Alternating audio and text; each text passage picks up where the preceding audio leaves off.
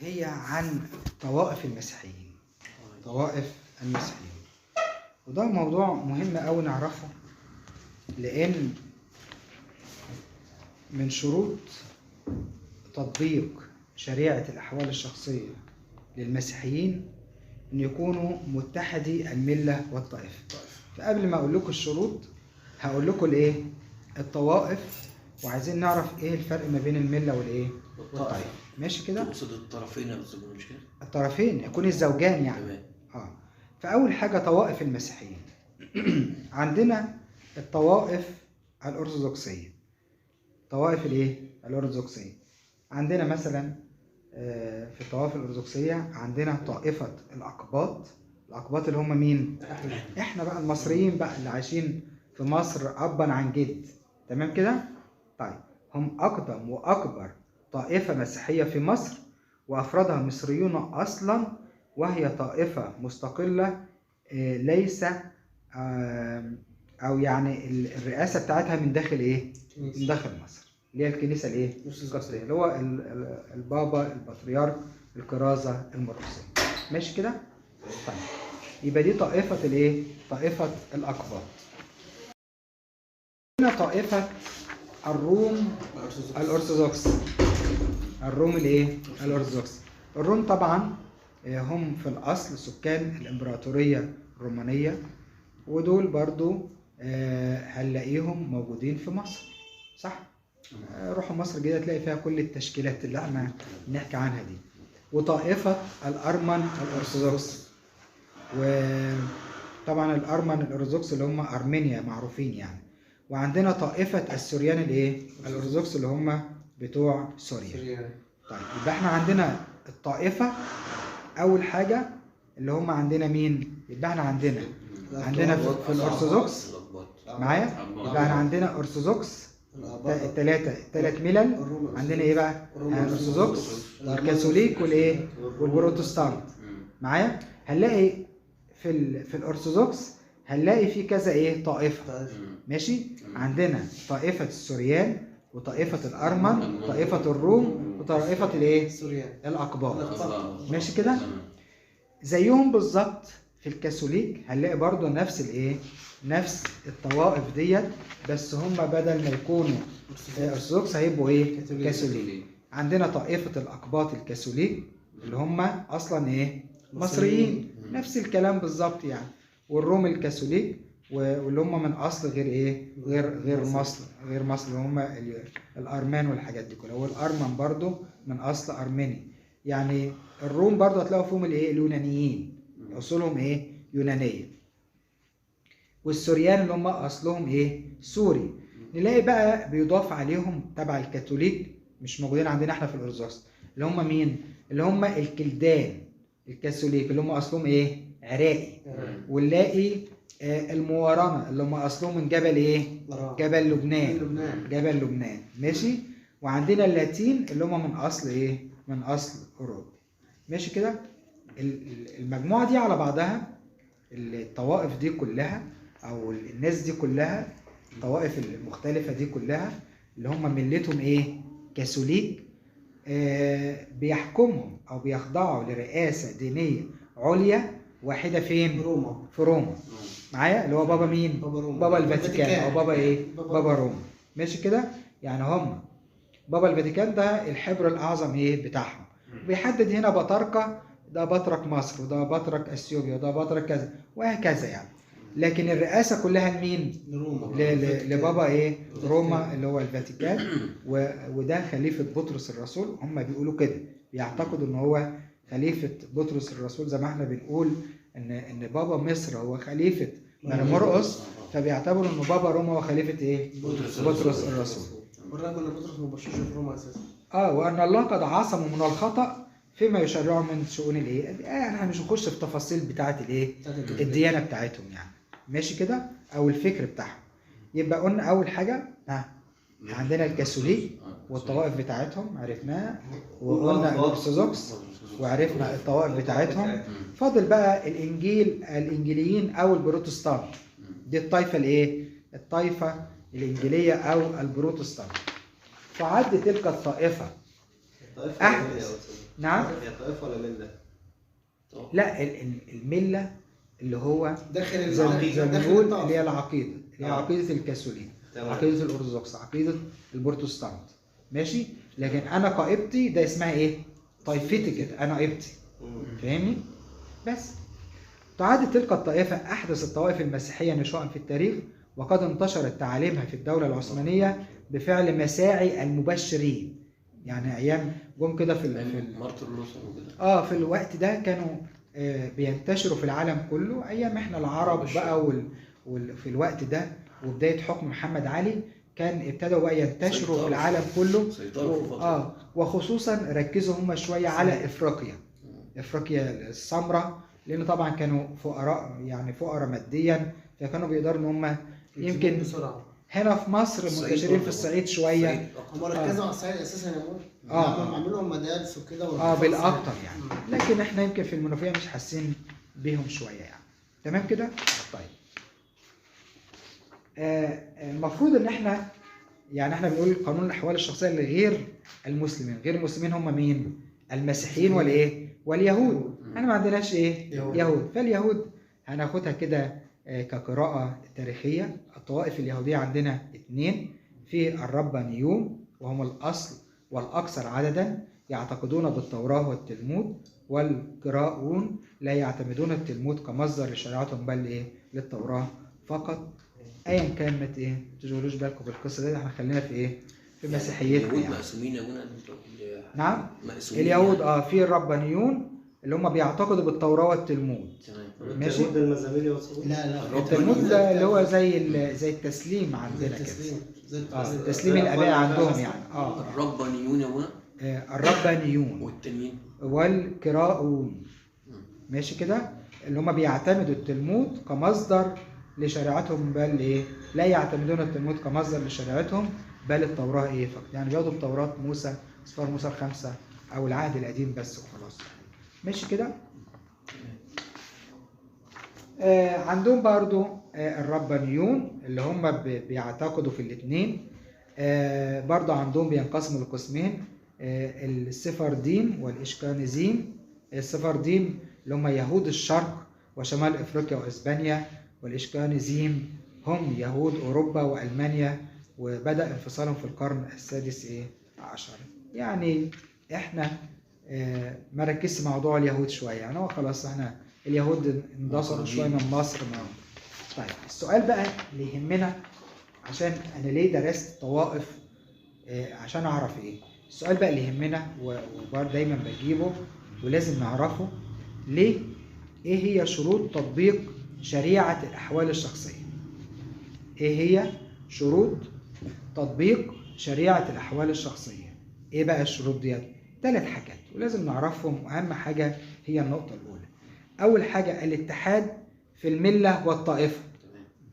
معايا؟ الاتحاد في المله والايه؟ والطائفه. وديت نقطه مهمه هقول لكم ليه دلوقتي.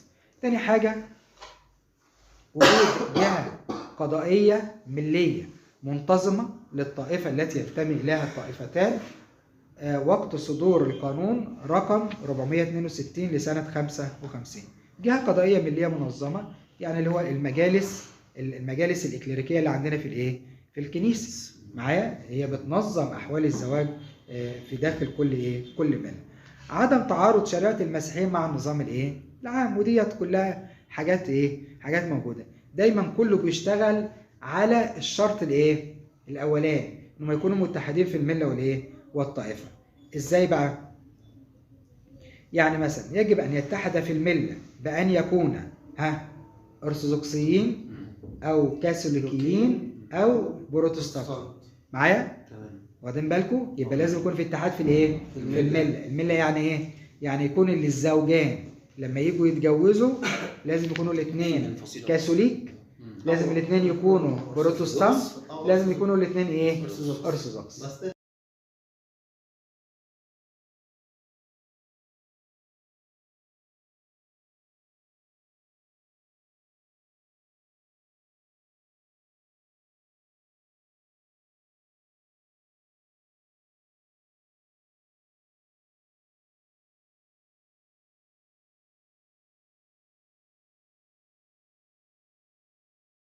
ان علشان قانوننا او الشريعه بتاعتنا تطبق علينا في قانون الاحوال الشخصيه لابد ان يكونوا متحد الايه؟ المله. لازم يكونوا الاثنين كاثوليك، الاثنين ارثوذكس، الاثنين بروتستانت. معايا؟ طيب، وان يتحد في الطائفه، يعني مثلا لما اقول انا قبطي يبقى لازم اتجوز قبطيه ايه؟ ارثوذكسيه. انا قبط ارثوذكسي، عشان كده تلاحظوا في شهاده خلو الموانع مش كلكم اتجوزتوا ولا لسه؟ متجوز يا مرقص؟ متجوز؟ متجوز؟ اسمك ايه الاول؟ سامح. من ايه؟ من طاليا؟ من سوهاج. من سوهاج؟ ابن خالتي ابو. اهلا وسهلا. يعني كلكم متجوزين يعني. فتلاقوا في خلو الموانع كاتب ايه؟ قبطي ارثوذكسي، قبطيه ارثوذكسيه. نسينا لا، ما ده من الاساسيات يعني. ليه؟ عشان ناكد ان الاثنين ايه؟ متحدين. ماشي كده؟ يبقى ان يتحد في الطائفه بان يكون من طائفه الاقباط الارثوذكسي مثلا، او من طائفه الروم الارثوذكسي ايه؟ مثلا. حد يقول لي ما هم بيسافروا ايطاليا يا ابونا وبيرجع بناس متجوزين. كل الشباب اللي بيسافر قبرص بيرجعوا باجانب. مش ما هم بيرجعوا باجانب، هم في الحاله دي لا قدر لو حصل اي خلاف تلاقي برضو بيحصل ايه؟ انفصال سهل. ما بيلاقيش اي مشكله معايا، لانهم مختلفين في الايه؟ في المله والطائفه. يا ترى القانون الجديد هيعالج الامر ده؟ نتمنى الايه؟ الامور دي طبعا.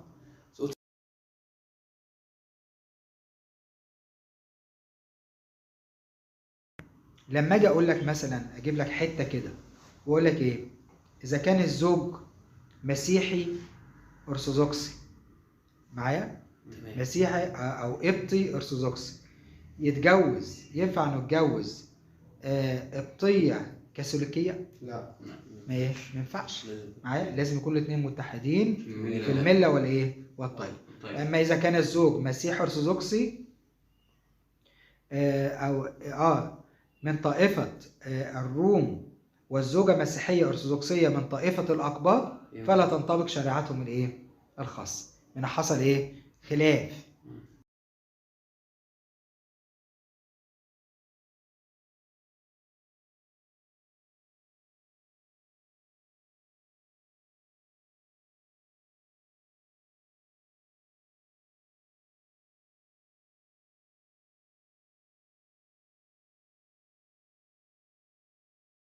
شروط تطبيق شريعة الأحوال الإيه؟ الشخصية. قلنا بقى الاتحاد في الملة والطائفة، يعني يكونوا كاثوليكيين أو أرثوذكسيين أو بروتستانت. وأن يتحد في الطائفة، يعني طائفة الأقباط أو الروم، الاثنين يكونوا زي إيه؟ زي بعض بالظبط. ماشي كده؟ لكن معلش قبل ما نتنقل يا ابونا، لو العريس مش أرثوذكسي والعروسة أرثوذكسية، تمام، قانون الأحوال الشخصية ما تطبقش. لا. لكن عشان ولو هو يعني هنا لم يكن ايه؟ لو الزوج مسيحي ارثوذكسي من طائفة الروم والزوجة مسيحية ارثوذكسية متحدين في الايه؟ في الملة، لكن مختلفين في الايه؟ في الطائفة. من طائفة وهي من طائفة الاقباط، لا هو ممكن يتجوزوا لكن لما يحصل لا تنطبق شريعتهم الخاصة ويطبق بدل من الشريعة الايه؟ الإسلامية. ده كل ما هنالك اللي بيحصل. طب هو أسر يا ابونا يعني حتى في الورث، تخيلوا انهم طبقوا ده في المواريث حاليا. لو هم مش متفقين ان هم تطبق قانون المواريث بتاعنا، احنا لينا قانون المواريث بتاعتنا، بس مشكلتنا ان احنا بقينا متأثرين بالثقافة اللي حاصلة، وبقى قوانين المواريث بتاعهم هو اللي ايه؟ هو اللي بيتطبق. حتى في الحاجات الوديه، في العادات الوديه معايا. تمام. فلا بد ان يكون في ايه؟ اتحاد في المله. شرائعنا يعني خطبه الزواج، خصائص الزواج المسيحي، الحاجات دي كلها. دي المحاضره الثالثه. اول حاجه ناخدها الخطبه. ناخدها لايه؟ الخطبه. موضوع الخطبه ده موضوع هتلاقي كل كلمه بقولها انتوا نفسكم حاسينها وشايفينها، يعني الهدف منها والغايه والحاجات دي كلها. طيب، نظرا لخطوره او اهميه الخطبه في الشريعه المسيحيه، نظرا لخطوره الزواج في حياه الانسان، فان مختلف الشرائع قد قررت نظام الخطبه. يعني معايا؟ كلنا متفقين ان موضوع الخطبه ده ايه؟ مهم. ماشي، مفيش اي خلاف. كل الناس بتعمل فتره خطوبه قبل الايه؟ قبل الزواج. ليه؟ حتى يتعرف احوال بعضهم البعض، حتى يتسنى لهم التاكد من ان زيجتهم ستكون ايه؟ ناجحه. وده وضع طبيعي بنشوفه، ان نقول دايما ننصح ان يا جماعه لازم على الاقل يبقى في فتره سنه او كام شهر كده لازم يتعرفوا ايه على بعض، ويعرفوا الطباع والخبايا بتاع الشخصيات والحاجات دي كلها. لان احنا الزواج عندنا زواج ايه؟ مؤبد، مش طبيعي، صح؟ مفيش طلاق، معروف في شريعتنا ما فيهاش ايه؟ طلاق. فلا بد ان حته الخطبه وكل طرف فعلا يحس او يشعر ان الطرف الثاني ده هو اللي هو ربنا عينه له، او ده ربنا اختاره له. طيب ايه بقى تعريف الخطبه في شريعه الاقباط الارثوذكس؟ يقولوا كده، ابن العسال قال ايه؟ قال هو عهد وميعاد للتزويج مستأنف يعني ايه؟ يحدد ميعاد ايه بعد كده يعني، ويكون بمكاتبه وبغير ايه؟ مكاتبه. وتلاحظوا ان احنا في ما بنيجي نكتب عقد الخطوبه بنقول ان ايوه هو محضر مش عقد محضر يعني. بنقول ايه؟ بنقول يا جماعه هو ميعاد الجواز امتى؟ فيقولوا مثلا 6 شهور في خلال سنه، فنقوم ايه؟ كاتبين، يبقى ده عهد. احنا بنقول عليه ان هو ايه؟ عهد، كلمه ما بين الايه؟ الاثنين. بيدوا وعد لايه؟ لبعض. ان احنا طول ما احنا فاهمين بعض قوي والشخصيات متوافقه ان هيحصل الاكليل ايه؟ بعد كده. تمام كده؟ يبقى اذا هو عهد وميعاد للتزويج، ان يتم الزواج يعني، مستأنف يكون بمكاتبه وغير ايه؟ مكاتبه. ويعرفها الاغيمونس فيليسيوس بان الاملاك هو عهد، كانوا زمان بيسموه عهد املاك يعني، لكن طبعا الكنيسه غيرت التعبير ده، قال ان هو عهد وميعاد لتزويج مستأنف بحيث يكون برضا المتعاقدين امنا بانفسهما ان كان سلطانهما اليهما او بواسطه وكيليهما او وليهما، ويتضمن عقد الاملاك الاتفاق على المهر، كما يجب ان يتضمن العقد المده التي يجب اتمام الزواج من خلالها، فاذا لم تحدد تلك المده وجب اتمام الزواج في خلال، المفروض تكون في خلال عام، بس ما اعرفش في الطباعه كل مره كده. ان كان الخاطب حاضرا، و3 سنوات ان كان ايه؟ غائبا، وقد تمتد المده الى 4 سنوات في حاله المرض او الايه؟ او الغيب.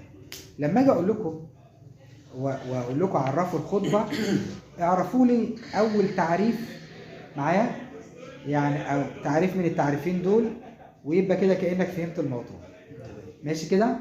اللي هو عهد وميعاد للتزويج مستأنف يكون بمكاتبه وغير ايه؟ مكاتبه. او ممكن تحفظ بتاع الاغيمونس فيليسيوس ان هو عهد وميعاد للتزويج مستأنف بحيث يكون يعني لو خدته الاولاني يبقى ايه؟ يبقى سهل شويه. طيب الشروط الموضوعيه في الخطبه. الشروط الموضوعيه في الخطبه، نمسك اول حاجه. طبيعي ان اي خطوبه لازم لها ايه؟ طرفين، صح؟ خطيب وايه؟ وخطيب. يبقى الخطبه بالنسبه للطوائف الارثوذكسيه تقضي الماده الرابعه من مجموعه الاقباط الارثوذكس بان تقع الخطبه بين الخطيبين بايجاب من احدهما وقبول من الايه؟ من الاخر. صح كده؟ احنا يا عم طالبين القرب منك في الجو اللي انتوا بتشوفوه ده اسمه ايه؟ ها؟ انا بعرض اهو. يا ابني ده احنا بنشتري ايه؟ ده احنا ايوه القصص ده. يبقى ده هنا ايه؟ هنا في حاجه، في عرض وفي ايه؟ في قبول او عرض وايه؟ والطلب. يبقى تقع الخطبه بين الخطيبين بايجاب من احدهما، واحد راح يعرض والتاني بايه؟ بيقبل. ده احنا اللي اتشرفنا بيك وبنشتري راجل والقصص دي كلها. بعد كده الراجل بعد كده الراجل بقى بيروح لحاله بقى. وريني امكانياتك يا حبيبي، فين الشقه وفين فان كان احدهما قاصرا وجب ايضا موافقه وليه على ايه ذلك. يعني لو كان لسه صغير قانونا، يبقى لازم الوالي بتاعه ايه؟ الوالي بتاعه هو اللي يتكلم عنه. يبقى ده طرف الايه؟ الخطبه. حاجه سهله خالص اهوت. الماده الرابعه ان تقع الخطبه بين الخطيبين بايجاب من احدهما وقبول من الاخر، فان كان احدهما قاصرا وجب ايضا موافقه وليه على ايه؟ على ذلك. طيب، يبقى من الكلام ده لازم نفهم بعض حاجات. ان تنعقد الخطبه بين ذكر وانثى، مفهوم؟ هذا تفسير واضحه زي الشمس يعني. لا يحول حائل دون زواجهم. مفيش حاجه تمنع الايه؟ تمنع الزواج. كل حاجه مظبوط. ويشترط في الرضا بالخطبه ان يكون سليما. احفظوا بقى لو سمحتوا التعبير ده، لان ده اسمه تعبير قانوني. تعبير قانوني معايا، وبجيبه لكم في اكمل دايما، كلمه واحده بس لما اجيبه في اكمل. ان يكون سليما لا تشوب عيب من عيوب الايه؟ الاراده. معايا؟ يعني ما يكونش البنت مش موافقه ولا تعالي انت لازم توافقي، مثلا في اكراه، في اجبار، غصب عنك لازم. يبقى هنا يشوب عيب من عيوب الايه؟ الاراده وعيوب الرضا التي قد تصاحب الزواج، يمكن تصورها ايضا في شان الايه؟ الخطبه. يعني معايا؟ الخطوبه بالاجبار يعني اجبار، ما ينفعش، فيش حاجه اسمها ايه؟ اكراه. عشان كده هتلاقوا القانون عمل بعض القواعد علشان تؤكد ان عيوب، ان الاراده اراده ايه؟ كامله. انا موافقه بكامل ايه؟ بكامل ارادتي. واخدين بالكم؟ فمفيش اي ايه؟ اطلاق. ويرى البعض أنه يمكن لمن تعيبت إرادته أن يستغني عن سلوك طريق الإبطال، فالخطبة بطبيعتها عقد غير لازم، والرجوع فيها لا يرتب أي مسؤولية متى كان هناك مسوغ له، ويجب أصلا يكون الرضا بالخطبة إيه؟ شخصية. معايا؟ يعني هنا الخطبة مفيش أي حاجة بتترتب إيه؟ عليها. ده كل واحد لو اتفضت الخطبة كل واحد بياخد إيه؟ بياخد حاجته، وكل واحد بيروح لإيه؟ لحاله. يبقى إذن هنا لازم تكون ظاهرة فكرة الايه؟ فكرة الإرادة في الموافقة على الايه؟ على الخطبة. ماشي كده؟ يبقى أول حاجة في طرف الخطبة لازم انعقاد الخطبة برضاء ايه؟ أطراف. لازم يكونوا الأطراف ايه؟ موافقين. طيب، في حالة انعقاد الخطبة بطرق النيابة، يعني طرق النيابة ايه؟ يتجوزوا في النيابة العامة؟ لا الاسم الأب منيب عن الابن. لما يكون في حد ايه؟ يعني مثلا لما يكون لا في الخطوبة تنفع. لو حد راح من غير لو هو مثلا سافر شاب مسافر معايا، يقوم عامل ينيب ابوه عنه او الوالي بتاعه، يقول له لو سمحت اعمل الخطوبه لغايه ما انا ايه؟ لغايه ما هي طبعا عمليا ما بت ايه؟ بس هو ممكن يروح الراجل يتقدم ويعمل الاجراءات الاولى والكلام ده كله، لكن لما بيجي هو بايه؟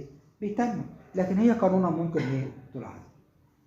يلاحظ أن لدى الأقباط الأرثوذكس أنه عندنا احنا يعني إذا كان المخطوب له غير خاضع لولاية غيره صحت خطبته لنفسه. يعني لو حد كبير معدي 21 سنة ومثلا لو بنت ولا ولد ملوش أب وملوش أي حد مسؤول عنه، هو ك 21 سنة يبقى هو مسؤول عن إيه؟ عن نفسه. مسؤول عن نفسه. معايا؟ أو بوكيل بكتابة، يعني يوكل حد إيه؟ طبعا ويوثق التوكيل ده. معايا؟ مش توكيل كده يتكتب وخلاص، لا ده لازم يوثق هذا الايه؟ التوكيل في الشهر العقاري. ممكن لوليه ان يكون مقامه في ذلك.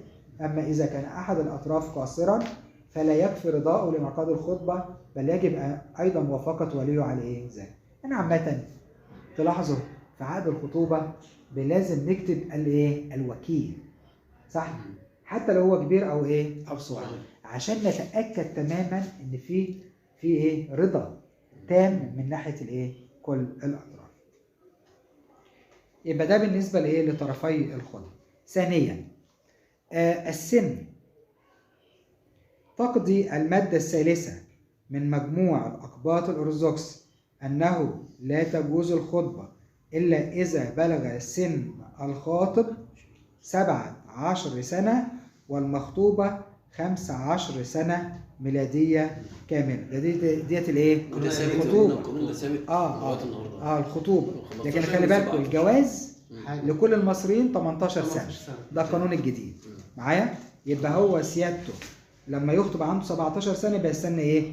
سنة عشان يتجوز. وهي حضرتها هتستنى ايه؟ 3 سنين. هتستنى 3 سنين. 3 سنين. معايا؟ يعني ده السنه ودي ناقص 3 سنين، يبقى كده يبقى لازم هو يستنى 3 سنين لازم برضه. يبقى هيستنى زيها.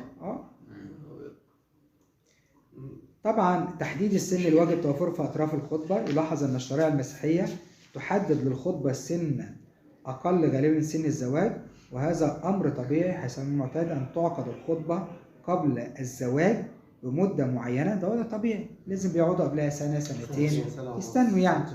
وفي شأن تحديد سن اطراف الخطبه اختلفت الشريعه المسيحيه فيما بينهما، فلم تكتفي بسن التمييز وانما تتطلب معظمها السن يجاوز ذلك. طبعا في شويه بعض الاراء المتشدده كده مش هنطول فيها، لكن انا هبقى اقول لكم يعني ما تجيبوا المذكره اني كده جملتين تسيبكم منها. نقطه برضه اختلافات. نعم. هل في قانون بيحدد الفرق بين الزوج والزوجه؟ فرق في وقت السن. في السن ايوه. هو بيتحدد بس المفروض ان هو بموافقه يعني لازم تمضي اقرار ان في فرق كبير في السن.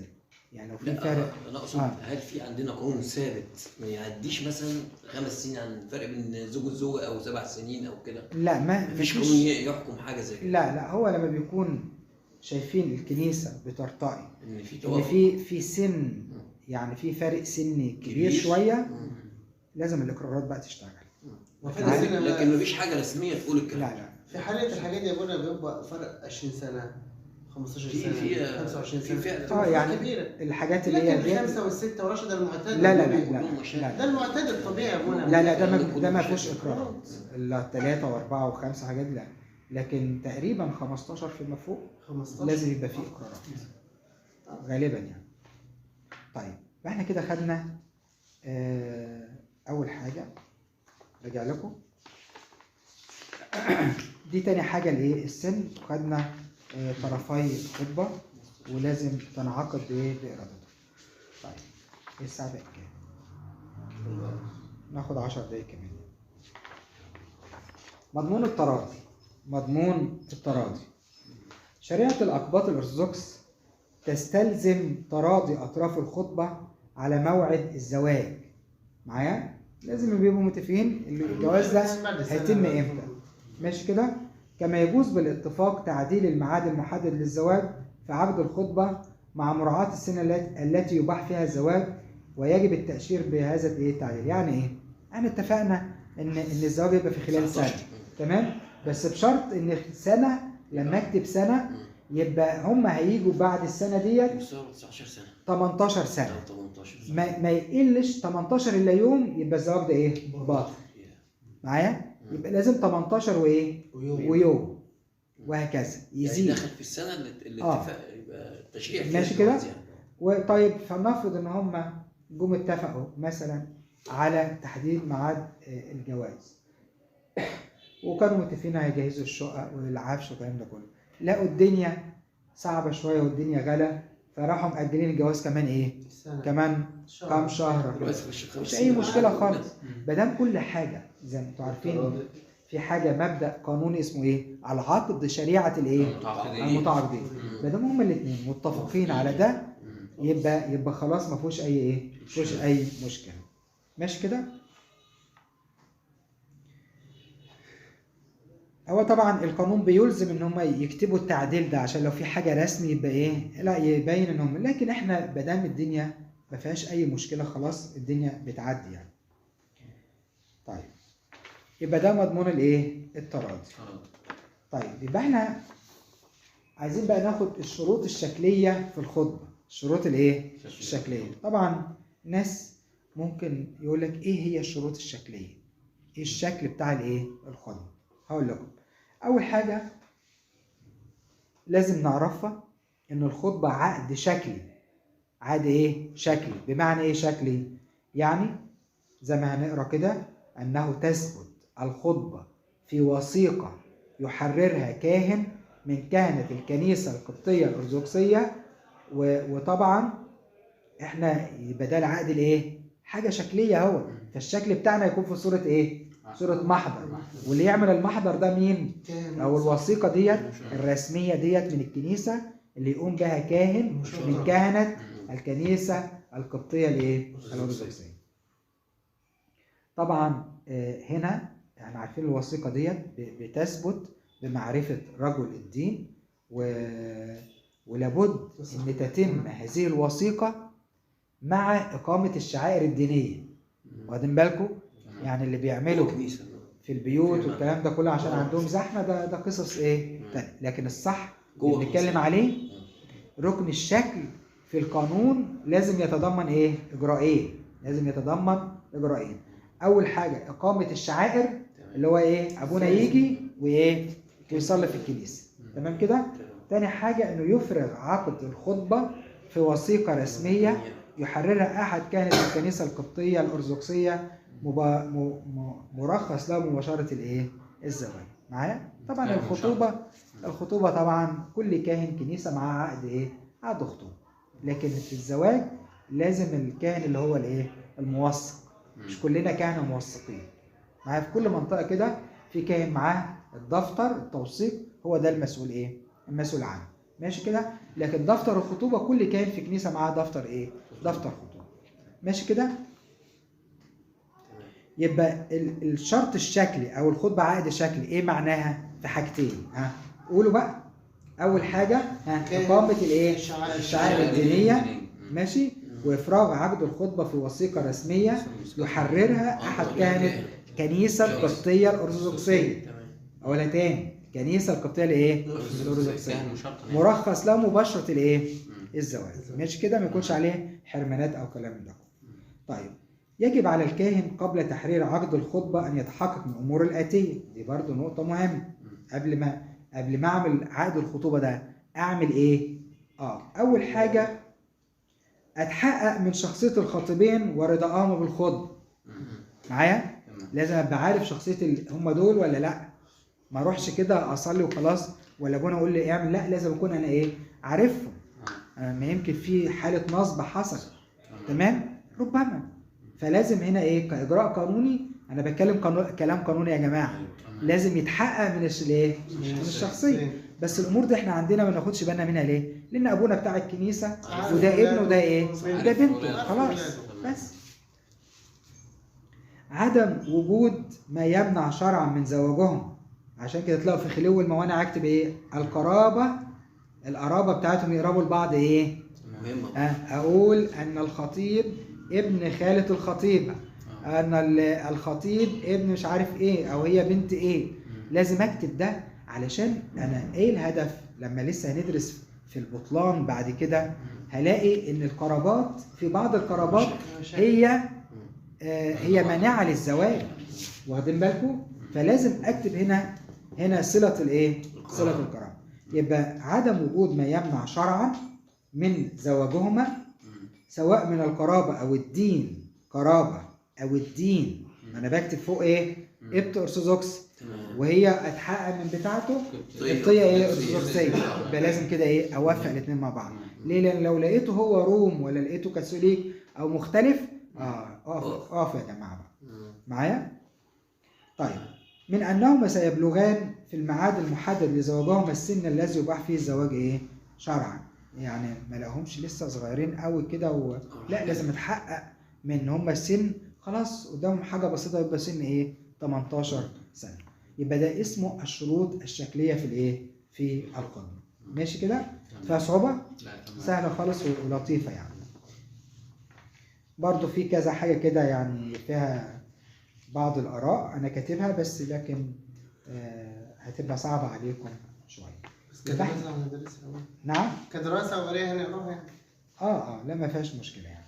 يبقى احنا كده اتكلمنا عن المحاضرة الثالثة التعريف بالخطبة في شريعة الأقباط الأرثوذكس وأهمية الخطبة، وشفنا الشروط الموضوعية طرف الخطبة صح كده؟ ولازم تنعقد الخطبة برضاء أطرافها، واتكلمنا عن السن الواجب في أطراف الخطبة، ماشي، واتكلمنا عن مفهوم التراضي يعني إيه، واتكلمنا تاني حاجة عن الشروط الشكلية في الخطبة، إن لازم إن هنا تتم في وثيقة يحررها كاهن من كهنة الكنيسة القبطية الإيه؟ الأرثوذكسية، ولازم يتحقق من شخصية الخطيبين وعدم وجود ما يمنع شرعا من زواجهما، قرابة أو الدين أو المرض. المرض ده احنا عشان كده عندنا الكنيسة بتعمل إيه؟ كشف الطب معايا. ولما نيجي نعمل خلو الموانع لازم يكون مرفق معاها إيه؟ كشف الطب، عشان ما الاقيش حاجة في إيه؟ مانع.